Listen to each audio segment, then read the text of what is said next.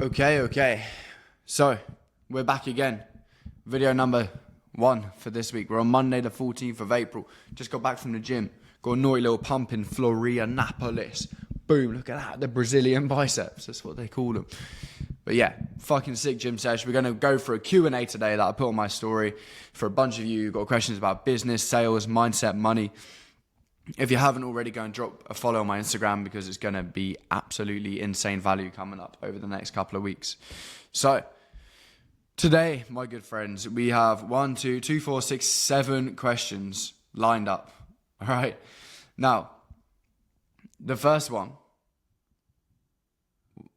Number 1 lesson learned so far in the world of online business. Now, a reason for you to even listen to me in the first place is because I've closed $1.5 million in sales in 12 months. It didn't come easy. I invested 30 grand into my own skill set. Before the last 12 months, the 6 months before that, literally made zero money, fucking absolutely zilch, £0. And it's been definitely a road of roadblocks, if that makes sense. But there's been a huge amount of self-discovery and journey along the way. So why you should listen to me is because I closed, like I said, 7 figures in sales last year. I've run my business up to multiple 5-figure months in the space of, 2.5 months since I've been running it. And so I do have some kind of level of self-awareness that has really helped me gain to where I want to go. Now, it's not all about me bigging myself up, as great as that is. So to answer the first question, what number 1 lesson learned so far in the world of online business is that the world of online business is a game of self-awareness. The more self-awareness you have, the more money you are inevitably going to make. Because you analyze your own mistakes without beating yourself up. You know what you did right, you know what you did wrong, and the more self-awareness that you have as a business owner, as a closer, the easier it is to actually fix the mistakes. Because what ends up happening is you end up feeling lost. You end up feeling like you're putting in so much work, but no work's getting completed. You feel that you're making so much progress, but then when you check your bank account, it's the same fucking thing. And so when you have this level of self-awareness and you can click on and make things happen very quickly, you're able to actually take positive and frequent steps in the right direction because you understand where you're going wrong, what's not working, what is working, especially if you're going solo and you don't really have anyone with you for the first part of your journey. Before you make any money to invest into mentors or whatever it might be, it can be a very long game. And so my biggest advice to anyone, or the biggest lesson that I learned, is become self-aware very quick. Because otherwise you'll lose a bunch of money, you'll feel lost, you'll feel overwhelmed, you'll feel confused. And when you're in these states of confusion and you don't have clarity, your decisions are completely fucked. But you don't realize this until months later. And so you might be in this phase now where you're thinking, fuck, okay, where can I go? What can I do? How do I make this work? But if you reflect on the last 2 months, the decisions that you made have not been one of clarity. They've been one out of like scarcity and like, fuck, I feel like I need to do this, rather than like, okay, inviting everything towards you, you know? So that's a big fucking lesson that I learned. And number 2 is self-investment. Like being able to back yourself time after time after time after time. Doesn't matter how much you've invested. I've personally invested now, after my most recent investment, $42,000 into myself. 23 years old, I never thought I'd be in a position to even fucking say that, like a year and a half ago, or before I left my job anyway. And now I'm out here in Brazil, right? So life can change very quickly. You can fast track your time by investing into yourself and making it fucking work. And if you don't do that, then it isn't a sign of your character. It's not a sign of anything else aside from your own character, because it shows that you're nervous. It shows that you're not willing to back yourself. You think you can figure it out on your own, which leads to more confusion because you can't figure it out on your own, which leads to self-doubt. Then you delay things, and when you delay things and you doubt things, you live in this forest of inaction. Forest of inaction is not a nice place to be, because guess what? No action is taken. And when you don't take any action, can you make any money? No, you fucking can't. So that is a really good point for you guys to pick up on. If you want to fast track your time, fucking invest into yourself heavily, all of the time. See what you can do, see who you can gain knowledge from, see who's in the position that you want to be, take a leap and back yourself again, time after time after time. No self-investment is ever enough. Don't trick yourself into thinking that, okay? And obviously, number 1 was the self-awareness. They both go hand in hand. Okay, how to stop being a massive pussy. How to stop being a massive pussy. For those of you who are being a massive pussy and are super terrified to actually take action and back themselves time and time again, and you're jumping on sales calls thinking, this is it, this is me taking action. Understand, okay, what would Jack 2.0 do? Not me, but you. What would you do? If you were the 2.0 version of yourself, how would they act? If they're in an experience that they want to live in, on the beach with their friends, drinking cocktails, watching sunset vibes, chilling with your boys, maybe a couple of girls around, or vice versa. You're with your girls, a couple of guys around, and you're just having fun dancing to some music, and you look around and you think, fuck, I actually did it. You look at your Stripe, 20k fucking payment comes in, you're like, fuck, this is it. What decisions would that version of you make? And if you're too scared to make those decisions, is that even a person that you want to become? Or if it is a person that you want to become, is working through the fear or making a decision through the fear actually worth it? Because if it is, then take the step. But if the fear is not worth the outcome, then what's the point? This is a problem that I see with so many business owners, is that they don't want to take the step to be the business owner that they want to be. So they always end up remaining the same business owner that they are today. I think my MacBook's going to die. Well, how much battery are we on, G? Oh no, we're good. So that's one huge thing. To stop being a massive pussy, build out an identity of who you want to step into. Understand what you need to overcome in order to achieve that identity. What fear's holding you back? Why are you scared? How long have you been scared? Is it these same fears of you blaming fucking leads, you blaming fulfillment, you blaming marketing, but actually you know there's actually something internal from holding you back, because there's people with less marketing, less leads, less followers, who are still making more money than you. And me, by the way. And so when there's people out there who are making more money than you, but they have less resources, less involvement with all of the extra things, what are they doing that you're not? Or what have they got that you haven't? It's a self-image that they've created and that they've stepped into. And if that's what you're lacking, then go drop me a DM and I can actually help you out. Like, completely free, no strings attached. But this is something that I've built my entire life around. Hence why I'm in a fucking mansion in the middle of Brazil, like living my fucking life, basically. All right. So hopefully that's helpful. What is closing? Pretty obvious answer. But like, for closing is where, like, let's say that you close for me. I would set an appointment. You would close a deal for me. You would get paid. I'm the business owner. You're my sales rep. You get paid a commission. All right. Now, pretty like simple answer. Okay, so let's have a look. How do you help if my business is losing money in sales? Great question. How do I help if your business is losing money in sales? How I help people when they're losing money in sales is I'll come in and I'll have a one-to-one with the business owner, completely gauge their mindset, completely gauge how it is that their perception on their operations, their mindset on action, their mindset on risk, their mindset on everything, and their perception on the world. Because your perception on the world literally means your entire result.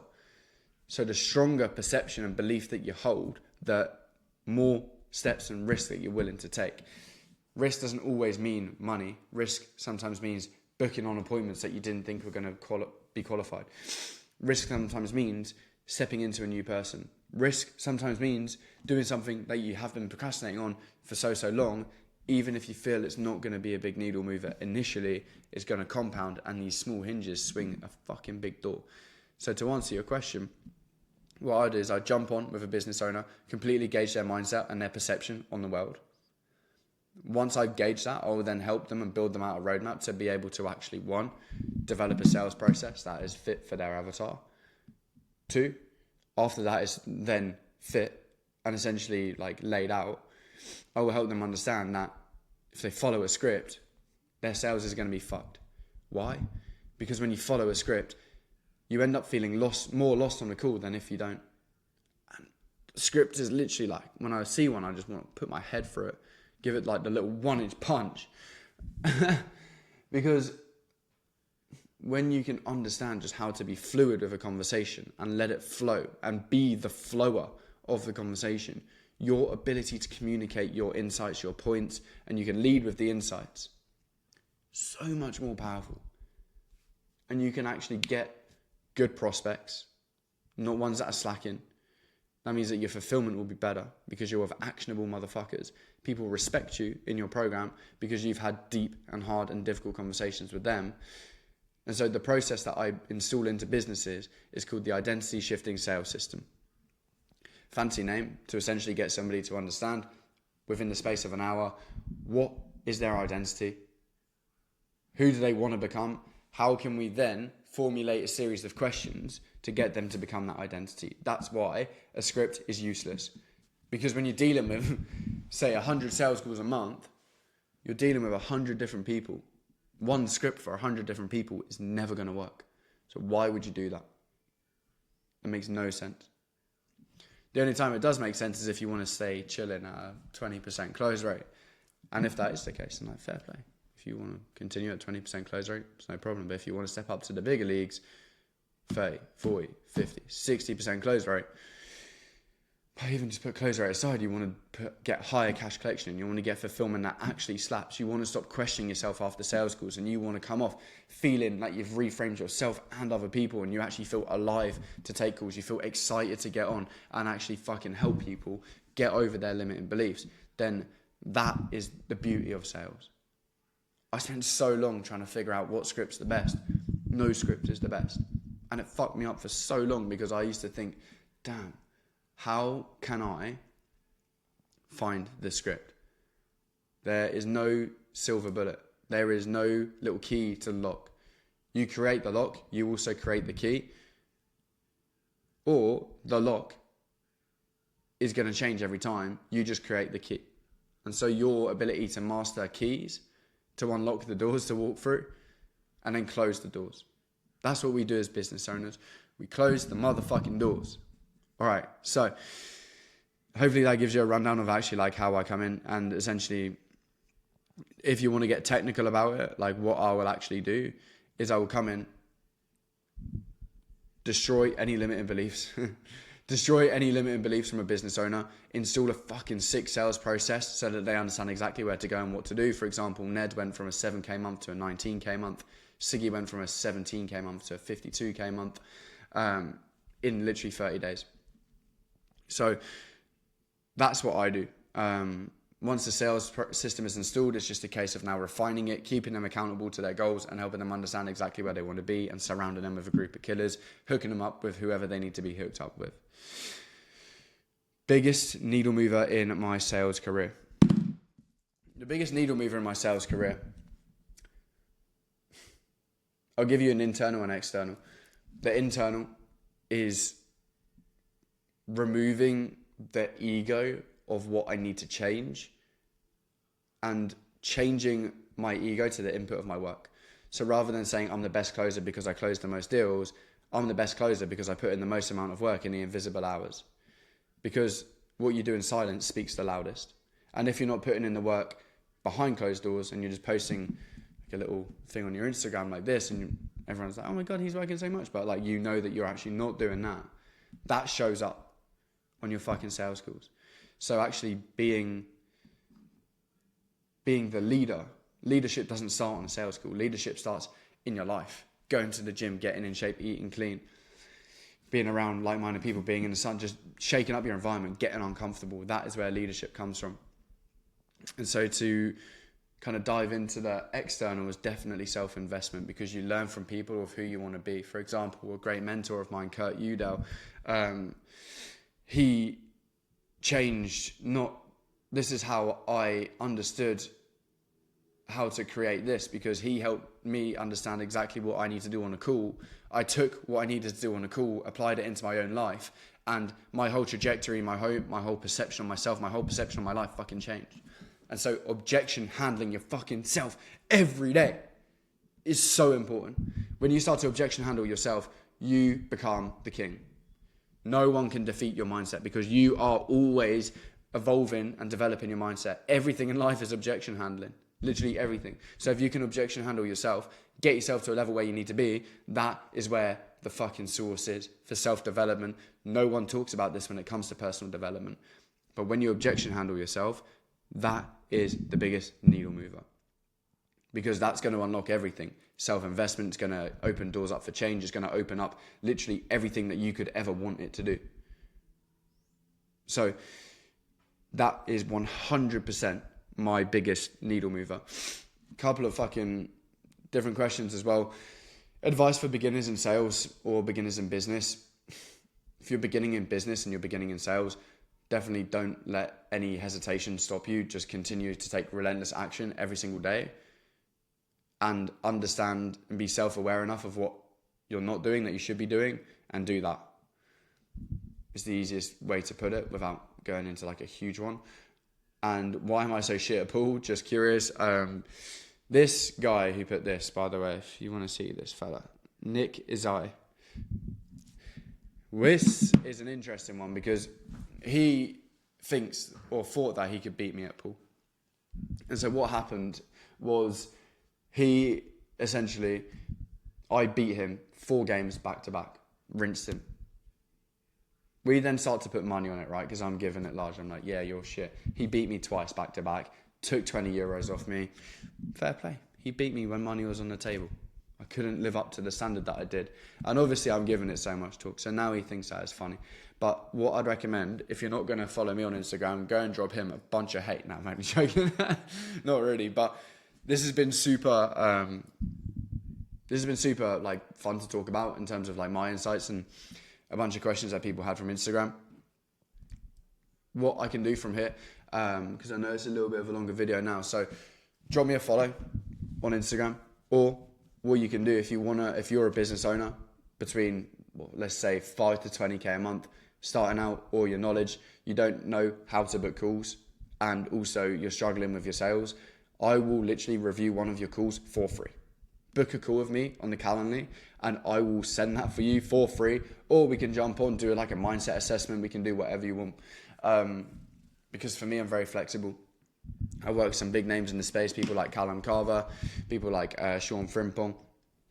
And I've also, like, these are for Sean, that was when I was a sales rep.